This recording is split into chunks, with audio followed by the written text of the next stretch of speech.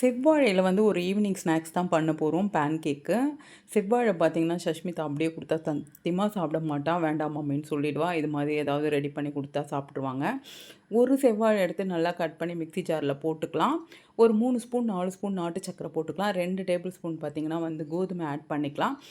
3 துண்டு வந்து dates add பண்ணிக்கலாம். கொஞ்சமா மில்க் ஆட் பண்ணிக்கலாம். 2 முட்டை உடைச்சு ஊத்திக்கலாம். பேக்கிங் சோடா ஆட் பண்ணிக்கலாம். இது எல்லாமே மிக்ஸி ஜார்ல நல்லாவே அரைச்சு ஒரு பவுல்ல மாத்திக்கலாம். ட்ரான்ஸ்ஃபர் பண்ணிக்கலாம். இந்த டிஷ் பார்த்தீங்கன்னா வந்து மெஷர்மெண்ட்டு ரொம்ப ரொம்ப முக்கியம். நான் 2, 3 டைம்ஸ் வந்து நான் இத செஞ்சு பார்த்துட்டேன். எனக்கு சரியாவே வரல. இந்த டைம் தான் வந்து ரொம்ப நல்லா வந்துருந்துச்சு டேஸ்டியா.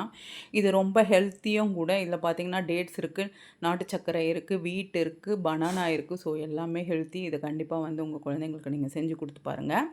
பேன் நல்லா ஹீட் ஆனதுமே கீ ஆட் பண்ணி அது வந்து சின்னதா ஊத்தணும். இது பார்த்தீங்கன்னா தோசை மாதிரி ஊத்தக்கூடாது. ரொம்ப சின்னதா ஆம்லேட்டுக்கோ சின்னதாவே ஊத்தி தட்டு போட்டு மூடி வச்சிடலாம். ஃபுல் ஃப்ளேமில் வச்சா பார்த்தீங்கன்னா வந்து மேலே வெந்திருக்கும். உள்ள பார்த்தீங்கன்னா வெந்திருக்காது. பிசு பிசுன்னு இருக்கும். ஸோ லோ ஃப்ளேமில் வச்சு தான் வைக்கணும். சூப்பரான டிஷ் ரெடி ஆயாச்சு. நீங்க உங்க கிட்ஸுக்கு செஞ்சு குடுத்த அவுட்புட் எப்படி வந்ததுன்னு மறக்காம கமெண்ட் பண்ணுங்க. இன்னொரு வீடியோல நான் மீட் பண்றேன். Until then by from Uma. Bye.